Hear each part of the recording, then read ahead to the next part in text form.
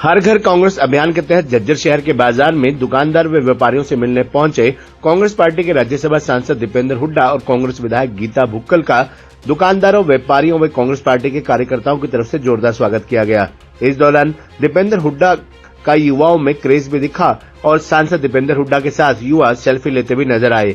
Electoral bond मामले को लेकर पूछे गए सवाल पर दीपेंद्र हुड्डा ने कहा कि 2017 में सबसे पहले लोकसभा में इलेक्टोरल बॉन्ड का मुद्दा मैंने उठाया था और कहा था कि ये भ्रष्टाचार का औपचारिकरण और सरकारीकरण करने का माध्य ये इलेक्टोरल बॉन्ड साबित होंगे और भाजपा द्वारा इलेक्टोरल बॉन्ड के माध्यम से संगठित भ्रष्टाचार किया जाएगा। और उसे समय जब मैंने लोकसभा में ये मुद्दा उठाया था तब भाजपा वालों ने कोई जवाब नहीं दिया मेरी बात का, लेकिन अब इलेक्टोरल बॉन्ड का सच पूरे देश के सामने आ चुका है और माननीय सुप्रीम कोर्ट के आदेश के बाद जिस प्रकार से बातें निकलकर सामने आ रही हैं कि कोई कंपनी जिस पर ईडी का कोई मुकदमा हो जाता है वो जाकर भाजपा को चंदा दे दे और अगर किसी को कोई कॉन्ट्रैक्ट चाहिए तो भाजपा को जाकर चंदा दे दे और कोई जुआ खिलाने की कंपनी है वो जाकर भाजपा को चंदा दे दे और कोई दूसरे देशों की जिनके साथ हमारे अच्छे संबंध नहीं है उन देशों से संबंधित कंपनियां भी भाजपा को चंदा दे दें और ये भाजपा देश से बड़ी तो हो नहीं सकती। और ये कौन सा ईमानदारी का तरीका है। भाजपा ने नारा दिया था काला धन लाएंगे और हर एक आदमी के खाते में 15 लाख आएंगे, लेकिन अब नारा बदल गया है। काले धन वाली कंपनियों से चंदा भाजपा में लाएंगे और उसे चंदे के माध्यम से भाजपा के बाटे अरबों रुपए आएंगे। और भाजपा आज दुनिया की सबसे अमीर पार्टी बन गई है और वो चंदा किस किस से लिया गया है और इन्होंने वैक्सीन बनाने वाली कंपनी से भी चंदा ले लिया। ये बहुत दुर्भाग्यपूर्ण बात है कि इस प्रकार से भ्रष्टाचार का औपचारिकरण करने का काम भाजपा ने किया है। इससे तो कुछ बचा ही नहीं और ईडी के मुकदमे कराओ और फिर उससे चंदा ले लो और ये क्या तरीका है, ये उचित नहीं हो सकता। और इलेक्टोरल बॉन्ड के मामले में भाजपा ने सारी मर्यादाओं को तार तार किया है और प्रजातंत्र के लिए ये सब ठीक नहीं है और प्रजातंत्र में जनता को सब कुछ जानने का अधिकार है। हमें पूरा विश्वास है कि कांग्रेस पार्टी का अच्छा प्रदर्शन रहेगा हरियाणा के अंदर, पूरा विश्वास है। जिस तरीके से कल आप लोगों ने आरोप लगाया कि मैं जैसे नेता हूँ, आप या कांग्रेस पार्टी के लोग उन्होंने आरोप लगाया कि दुष्यंत चौटाला वोट काटने के लिए गठबंधन ने तोड़ा है। आज दुष्यंत चौटाला का बयान आया है कि मनोहर लाल खट्टर से कल आधा घंटे में मुलाकात हुई तो उन्होंने कहा है कि 3.5-4 साल गठबंधन चलाया है और खट्टर साहब से बहुत कुछ उन्हें सीखने को मिला है और उनका धन्यवाद करने के लिए वो गए थे। और रोहतक लोकसभा से वो कह रहे हैं कि अगर हुड्डा साहब बार बार वोट काटने का आरोप लगा रहे हैं, वो रोहतक लोकसभा से अपना कैंडिडेट ना उतारे उनकी फिर हुड्डा जीत जाए, इसलिए वो बार बार इस बात कह रहे हैं वोट काटने के लिए। देखिए, ये कई महीने पहले मैंने सार्वजनिक मंच से बात कह दी थी कि ये बीजेपी और जेजेपी में अघोषित समझौता हो गया था, समझौता तोड़ने का, क्योंकि इन दोनों ने मिलके हरियाणा को डबल इंजन से हरियाणा की जनता को लूटने का काम किया 5 साल। हरियाणा को विकास की पटरी से उतार के बेरोजगारी में, महंगाई में और भ्रष्टाचार और अपराध में देश में नंबर 1 बनाने का काम किया इस सरकार ने और हरियाणा का भट्टा बिठा दिया। और स्वयं जो अब मुख्यमंत्री और उप मुख्यमंत्री दोनों को बदलने का काम किया गया भाजपा जजपा द्वारा, उससे यानी कि उन्होंने खुद ये मान लिया कि इन्होंने हरियाणा का बड़ा नुकसान किया और जनता में बड़ा रोष है, बड़ी नाराज़गी है। जनता में नाराज़गी जब होती है जब सरकार की कार्यशैली ठीक ना हो, तो इन्होंने खुद मान ली ये बात।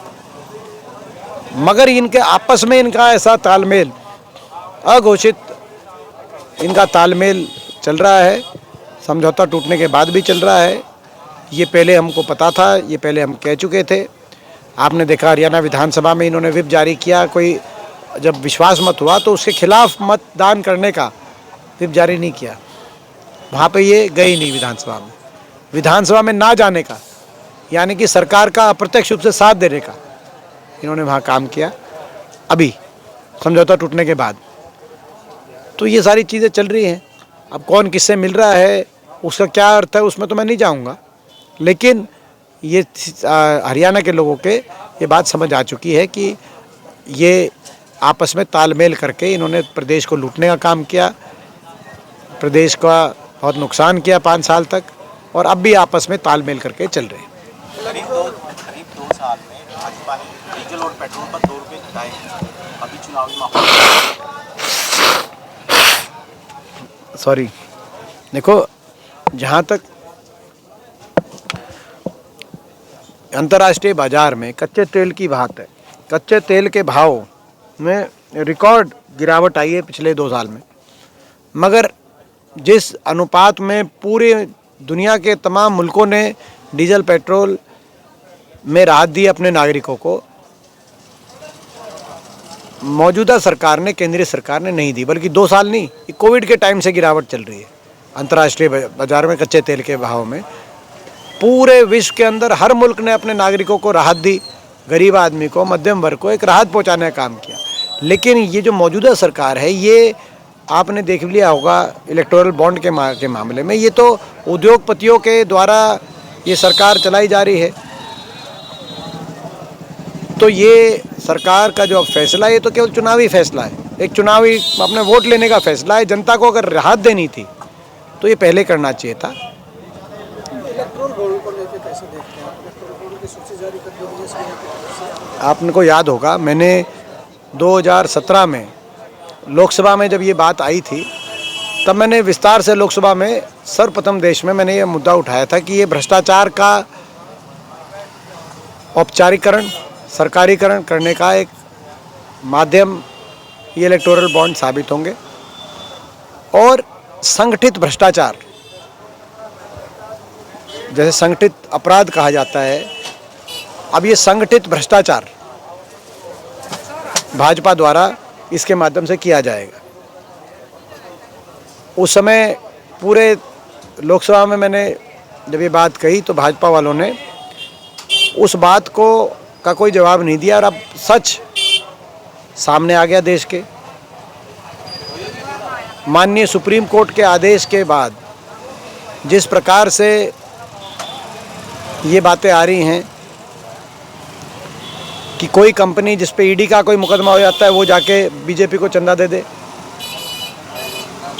किसी को कोई कॉन्ट्रैक्ट चाहिए वो जाके बीजेपी को चंदा दे दे,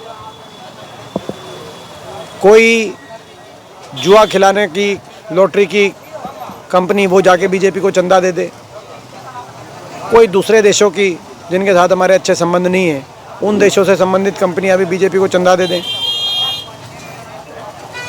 तो ये बीजेपी देश से बड़ी तो नहीं हो सकती।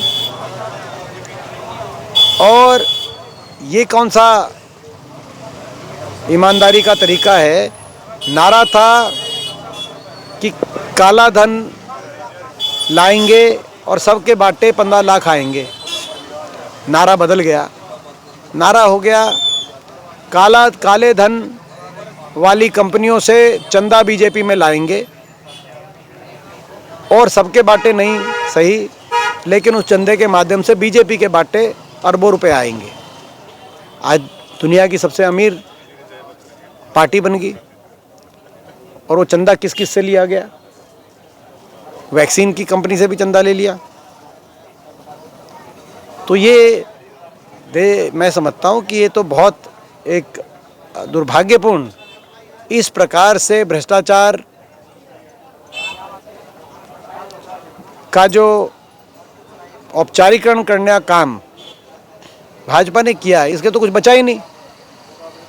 इसमें तो ईडी आईटी के मुकदमे कराओ और उससे चंदा लो। ये क्या तरीका है? ये उचित नहीं हो सकता। मैं समझता हूँ कि सारी मर्यादाओं को तार तार करने का काम किया गया है। ये जो इलेक्टोरल बॉन्ड वाला मामला है, बड़ा गंभीर मामला है। दुर्भाग्य से बहुत से मीडिया चैनल इस पर डिबेट भी नहीं कर रहे, क्योंकि मीडिया चैनल भी ऐसे कंपनियों के पास है जिनके स्वयं इलेक्टोरल बॉन्ड बीजेपी ने ले रखे हैं। तो प्रजातंत्र के लिए सही नहीं है। प्रजातंत्र में जनता को सब जानने का अधिकार है। यही सवाल मैं इस माध्यम से, आपके माध्यम से मैं करना चाहता हूँ। एमपी साहब, अभी ना